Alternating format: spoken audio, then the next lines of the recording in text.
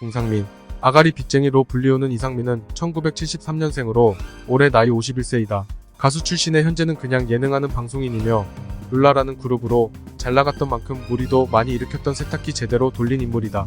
이상민은 1994년 룰라라는 혼성그룹으로 데뷔했으며 룰라는 설명을 생략할 수 있을 만큼 당대 최고의 가수라고 할 수 있다.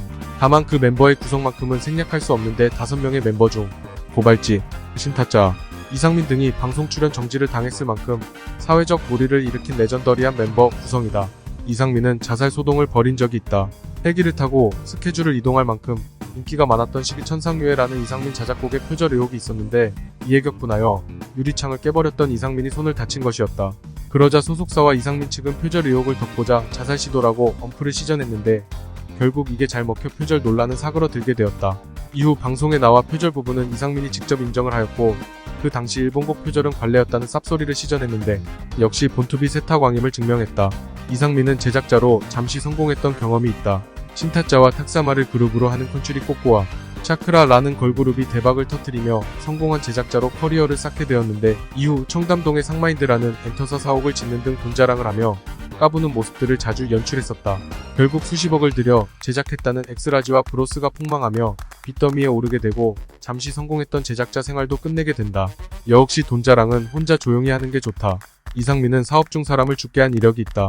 이상민은 이종격 투기와 트랜스젠더 쇼를 볼 수 있던 레스토랑인 김미파이브라는 사업을 한 적이 있는데 1호점이 워낙 장사 잘 돼 미국에 2호점을 준비할 만큼 사업이 번창했었다.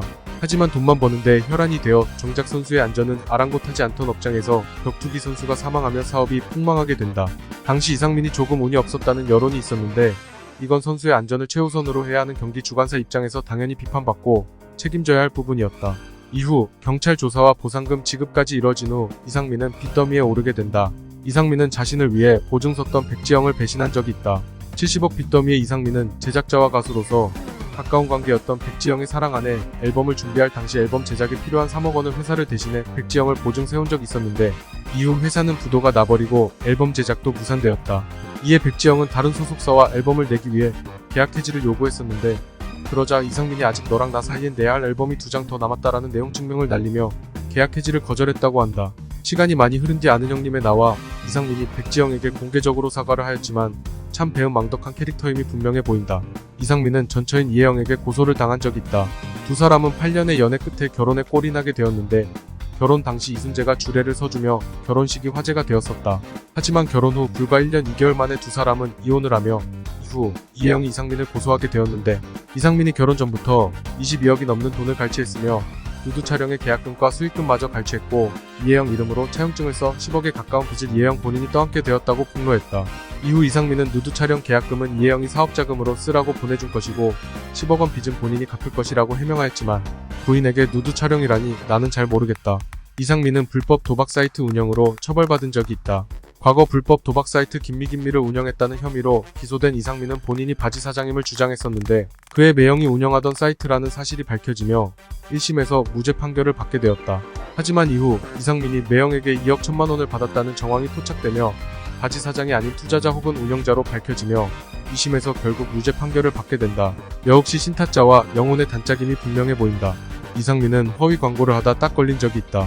과거 라디오스타에 출연했던 이상민은 사용한 지 10년이 넘은 샴푸를 극찬한 적이 있는데 이에 그 샴푸가 어떤 제품인지 네이버 실검에 오를 정도로 궁금증을 자아냈었다.